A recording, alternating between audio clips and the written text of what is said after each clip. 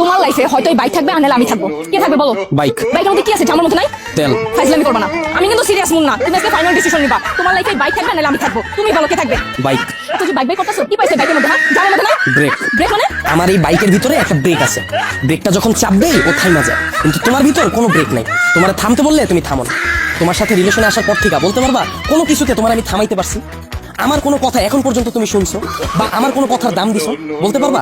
কিন্তু ও শুনছে, ওর মধ্যে একটা ব্রেক আছে। ওরে যখন আমি চাপ দেই, ওরে যখন আমি থামতে বলি, ও থাইমা যায়, কিন্তু তুমি থামো না। তোমার আমি থামাইতে পারি না। তোমার যখন কোনো কিছুতে না করি, তুমি আমার উল্টা প্রশ্ন করো, এইটা কেন করবো, ওইটা কেন করবো। এই ও কি কথা বলতে পারবে যে ও তোমাকে প্রশ্ন করবে? এইটাই তো আমার সুবিধা। ওরে আমি যেমনে বলি, যেমনে চালাই, ও অমনি চলে। কিন্তু তোমার আমি যেমনে চালাইতে চাই, তুমি অমনে চলো না। ওরে নিয়ে আমার কোনো প্যারা নেই। তার মানে আমি প্যারা? অবশ্যই প্যারা। তোমার নিয়ে আমি প্রতি মুহূর্তে আতঙ্কে থাকি।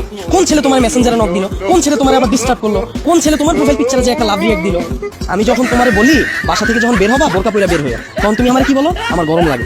যখন আমি বলি ফেসবুকে কোনো পোস্ট করো না, তোমার কোনো ছবি ছাইরো না, তুমি বলো তুমি আমার স্বাধীনতা নষ্ট করছো। তোমার যখন আমি বলি জান তোমার ফেসবুকের পাসওয়ার্ডটা আমারে দাও, তখন তুমি কি বলো? তুমি আমার সন্দেহ করতেছো। কিন্তু দেখো ওর বিষয়টা, ওরা নিয়ে আমার কোনো কারণ নেই। এই যে একটা জিপিএস ট্র্যাকার লাগাই নিছি, প্রতি মুহূর্তে আমি নিশ্চিন্তে থাকি। ওরে রাইখা যদি আমি কোথাও যাই, কেউ যদি এসে ওরে ধরে, ও চিল্লায় উঠে আমার কল দেয়, ডেমো দেখবা, দাও হাত দাও। এই যে কল চলে আসছে। আবার তুমি দেখো, যদি আমার কোনো ফ্রেন্ড বা আমার কোনো কাজিন আমার এই বাইকটা নিতে চায়, আমি নিশ্চিন্তে দিয়ে দিই। কারণ কি বলতো, আমার এই জিপিএস ট্র্যাকারের ভিতর লোকেশন সেট করা যায়, ও কতটুকু এরিয়ার মধ্যে থাকবে। আমার ফ্রেন্ড যখন এটা নিয়ে যায়, আমি একেবারে নিশ্চিন্তে ঘুমাই। কারণ এরিয়ার বাইরে গেলেই আমার বন্ধু যাবে, কিন্তু ও যাবে না। ও কতটা লয়াল একটু চিন্তা করো। কিন্তু তোমার দিকটা একবার দেখো, আমি যদি তোমারে রাইখা বিদেশে যাই, সুরঙ্গ ছবির মতো আর ফার্নিশের মতো অবস্থা হইব আমার। দেশে এসে কি দেখুন জানো, আমার বন্ধু তোমার নিয়ে বাইকে গেছে। এখন তুমিই বলো, বাইক রাখলে ভালো হবে না গার্লফ্রেন্ড? এত যে বড় বড় কথা বলতাছো, আমাকে নিয়ে লাস্ট কবে বের হইছো মনে আছে তোমার? তোমারে নিয়ে বের হয়ে আমার কোনো লাভ আছে? তোমারে নিয়ে বের হইলে 8-10টা মেয়ে যদি তাকায়, তাও মুখ ফিরিয়ে যায়। চিন্তা করো, এটার লগে তো একটা আছে।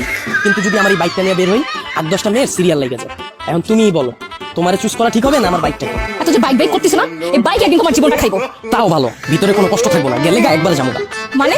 আবার মানে তোমার লগে রিলেশনে যাওয়ার পর থেকে আমার ক্যারিয়ারে সময় না দিয়া, তোমার পিছনে সময় দিয়া, ভার্সিটি টিউশন ফি না দিয়া, তোমার পিছনে খরচ কইরা, দিনের পর দিন তোমার নিয়ে চিন্তা কইরা, আমার পড়াশোনা গ্যাপ দিয়া, তারপর তোমার মন ভালো করার লেগা 2 দিন পর পর গিফট দিয়া, 2 দিন পর পর নতুন নতুন রেস্টুরেন্টে নিয়ে যায় খাওয়া, কোনো পোলা তোমার ডিস্টার্ব করলে ওই পোলার লগে মারামারি কইরা, কোনো মাইয়ার দিকে না তাকায় তোমার প্রতি লয়াল থাকা, মন দিল দিয়া তোমার ভালোবাসার পর হঠাৎ করে তুমি একদিন একই কইবা, জান আমার বাসা থেকে তো বিয়ে ঠিক করে ফেলছি, আমার এখন আর কিছু করার নেই।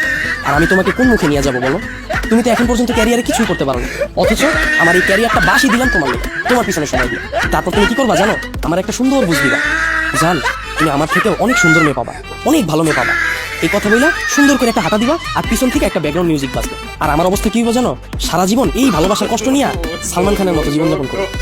আর ওদিকে তুমি বড়লোক জামাই নিয়া, ফুটফুটে সুন্দর 2টা বাচ্চা নিয়া ওয়ার্ল্ড ট্যুর দিবা। এখন তুমি আমারে বলো, বাইক ভালো না তুমি? ভালো থাকো জান।